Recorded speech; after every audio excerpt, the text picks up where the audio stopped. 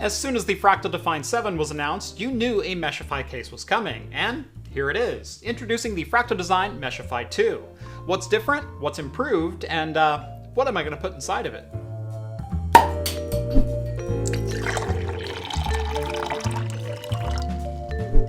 Welcome back to Craft Computing, everyone. As always, I'm Jeff. As I alluded to in the intro, today I'm going to be building myself an all-new personal rig in the all-new Fractal Design Meshify 2. And if at any point in today's video I say Fractal Design Meshify S2, just know I was probably mistaken, because the previous case was the Meshify S2. This is the Meshify 2. Just to make this video a little bit more confusing, I'm actually replacing the system that I built in the Fractal Design Meshify S2. So once again, that's Fractal Design Meshify S2, the old model, and Fractal Design Meshify 2, the new model. The Meshify 2 shares most of its design features with the Fractal Design Define 7. And that actually makes a lot of sense, because the Define 7 was a fantastic case. Some of my favorite highlights are the toolless side panels, capacity for up to 11 3.5-inch drives and 4 SSDs, as well as easy-to-access filters on the front, top, and bottom of the case. Accessories included in the box are also very similar to the Define 7. You'll find a trio of 140mm Fractal Design fans, that awesome slim PWM fan hub in the rear of the case, as well as 6 brackets for 3.5-inch hard drives, a pair for SSDs, and an included multi-bracket for either mounting an additional hard drive or a water pump and reservoir. Now, one feature I am a little disappointed that didn't make it into the Meshify 2 that the Define 7 had is the acoustic foam on the rear panel. As you can see, this is just all metal. Compare that to the side panel off my Define 7, and you can see there's an acoustic foam layer here that actually does help with sound deadening quite a bit. Now, because the Meshify 2 and the Define 7 are essentially the same chassis with just a little bit different window dressing on them, you could in fact buy the acoustic side panel from a Define 7 and slap it onto your Meshify 2. I just wish this was a feature included out of the box from Fractal Design. If you're just here for the review of the Meshify 2, here's what I'll say about it. If you liked all of the features from the Fractal Design Define 7, you will love the Meshify 2 and its increased airflow. And if you want to pick one up for yourself, links will be down in the video description.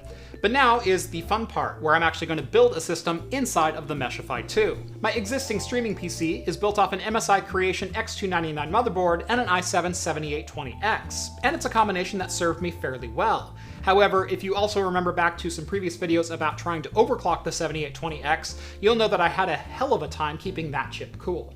As such, the 7820X has been relegated to stock speeds, because that system needs to be turned on all the time when I'm recording video, and I can't have something with, 100% fans rattling beneath my feet. So am I going with a 10980XE or a Zen 3 or a Threadripper?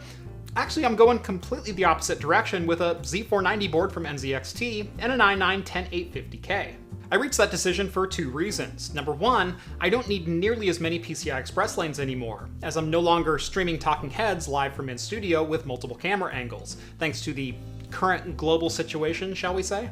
Number 2, I wanted a no mess, no fuss, fast as humanly possible IPC without going into overclocking. And as I don't yet have a Zen 3 CPU, I decided the 10850K was a pretty good compromise. Plus, as I still do use this PC for some creation on top of gaming, it's nice to have the 10 cores and 20 threads. One thing I cannot do on this build, though, is go backwards in memory capacity, as my existing system does have 32GB of 3200MHz DDR4. Luckily, Patriot was absolutely awesome and agreed to send over 2 of their 16GB 4400MHz Viper Blackout Edition kits. These are not only going to be fast as hell, but they will perfectly match the aesthetic of this build. If you haven't yet figured out the theme to this system, I'll give you a couple more minutes while I introduce the last couple of parts. Starting with the NZXT 750W 80+ gold fully modular power supply, which should make cable management an absolute breeze inside of the system. We've also got 4 Corsair ML140 fans in black, as well as a Zotac 2070 Super. Why a Zotac 2070 Super? Well, because this is where my 3080 would go, if I had one. As far as storage, I am going to be reusing everything from the streaming PC, as I really don't want to reload all that from backup. And that should about do it for us. So, let's get on to that build montage.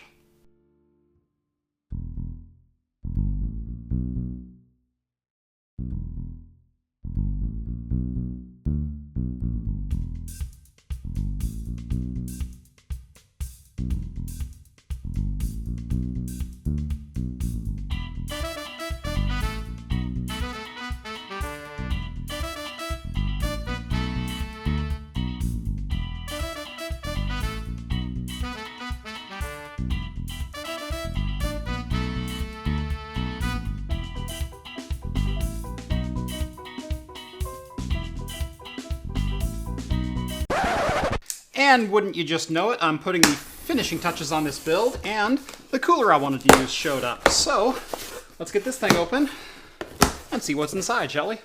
Courtesy of my friends over at Arctic, this is the Liquid Freezer 2 420. That's right, this is a 420 millimeter all-in-one liquid cooler, and that 10850K should certainly provide an adequate test for it.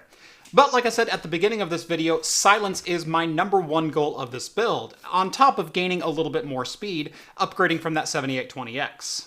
Oh, Lord. Holy crap. What a chunky boy.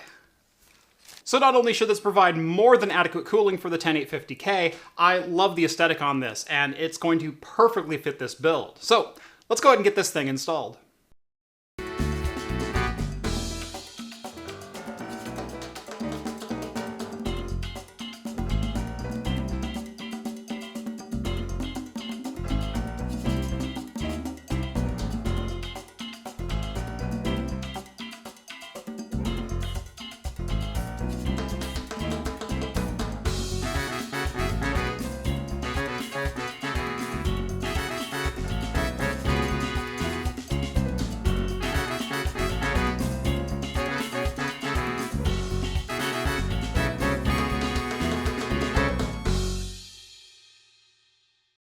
Well, I can tell you this much. With the system all put together, I am definitely not disappointed in how it looks or how it performs. However, there are a couple of fitment issues to keep in mind here. First and foremost, while the Meshify 2, and by extension the Fractal Design Define 7, do say they will mount a 420mm radiator in the top, this one was cutting it about as close as you possibly can. As you can see in the front of the case, the tubes actually interfered with the front couple 140mm fans, and in the rear I was unable to mount a 140mm fan here because the radiator sits too far down. Additionally, the back side of the radiator is actually touching the I/O for the motherboard, which made that an interesting fit to get in there, and I only have about 1mm of RAM clearance between the RAM and the bottom fan on the radiator. All in all, I am absolutely thrilled with the way this system turned out, and I think this color scheme is a fantastic match for the Meshify 2.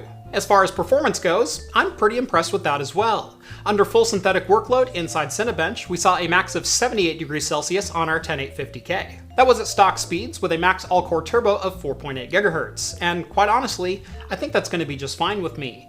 Number one, I've never really been one to chase that extra 1 or 2% performance you can get through overclocking, and number two, I'm already seeing a very significant increase in single-threaded performance over my 7820X. I was able to get the Patriot Viper blackout memory up to 4000 MHz at cast latency 18. However, the memory is rated to go all the way to 4400 MHz, also at cast 18, so I think I am going to spend a little bit more time tweaking it to see if I can get it all the way up there. I know that's completely contradictory to my last statement that I don't want to chase that extra 1 or 2%, but quite honestly, I think the system is more than capable of 4400 MHz, so why not go for it? So overall, I think this build turned out pretty well, and I am more than happy with the performance on it. As always, if you're interested in picking up any of the parts from this build, I will have Amazon affiliate links down in the video description below. Go give those a look if you need to do a little early holiday shopping. On your way down there, make sure to drop this video a like and subscribe to Craft Computing if you haven't done so already. Follow me on Twitter at Craft Computing to keep up with my daily shenanigans, and if you like the content you see on this channel and want to help support me in what I do, consider joining either the Patreon or Float Plane. Links are also down in the video description. Thank you all so much for watching this one, and as always, I will see you in the next video. Cheers, guys.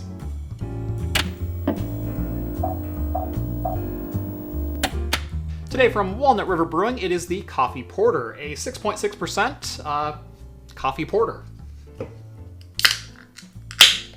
It's got a very nice thick head on it.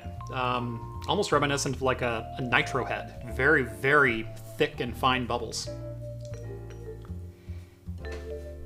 Boy, what does coffee taste like in Kansas? Oh my god. This tastes like really bad, day-old coffee. Like the crap that they put in the break room at work, and someone left the pot out too long and in fact then just refrigerated it. That's what this is. I'm getting a little bit better note out of this now that it's warming up a little bit, but I gotta tell you, as someone who lives in Oregon and frequents Washington, this is some of the worst coffee I've ever had. I'd almost take McDonald's coffee over this.